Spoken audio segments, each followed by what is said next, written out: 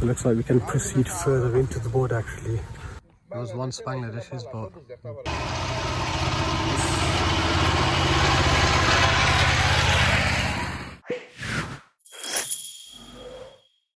today we take a look at the more touristic parts of Sunamganj. Sunamganj is a district of Sylhet. It is named after the city of Sunamganj, which acts as the district's capital. It's located in the northeastern area of Bangladesh with a border along India to the north. Now Sunamganj is a much more quieter, serene version of Sylhet. The pace of life here is a lot more relaxed, allowing you to soak in the natural beauty of Bangladesh in this region, as I'll show you. Today we are using a CNG to get around. If you haven't seen my other video on the different modes of transport available in Sylhet, do check it out. So this area is known as Pahar Bilash. Basically it sits on the border between Bangladesh and India, and you can probably make out the mountains which essentially form the actual border itself. So those are the Meghalaya mountains. This is a bridge that they have. Not sure why, because you actually have a footpath there. So if you can read Bengali, then you'll know that this is actually the border, or the end of the border between India and Bangladesh, which is a odd location.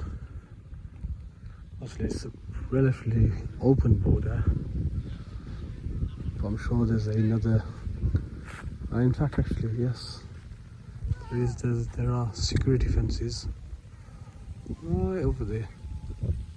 I'm guessing you must run all around the perimeter.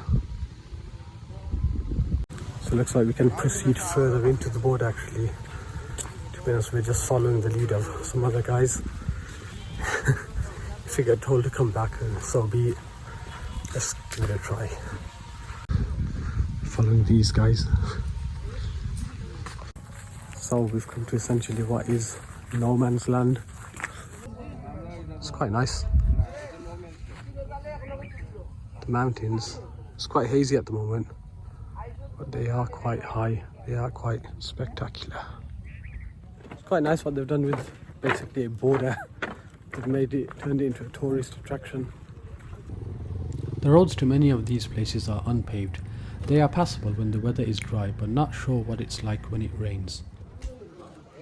Another Indian border. It's called Sylhet. As you can see, there's a long border fence in the distance over there. Stretches all the way across.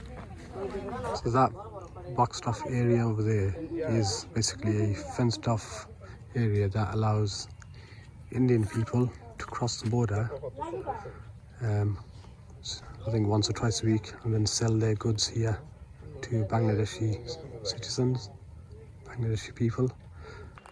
So actually, technically, I'm straddling or walking the actual border itself. This pillar marks India on one side. This side, you see it's written IND, and it's got some other markings. And on this side, you've got basically Bangla, like written in Bengali. So we are actually stood on the Indian side of the border, visa free, no passport checks. Basically, technically we're on the Indian side of the border, but the actual border itself, the physical border, is just behind me there. Would have been nice if Bangladesh kept the mountains, because it would have made for some spectacular scenery up there. Next we hit the road and headed to a location which truly blew me away. Let's take a look at this. This is known as Pahar Bilash. Beautiful, absolutely beautiful. We've got people out there working the fields. We've even got guys playing volleyball by the looks of it. All the while in some amazing surroundings.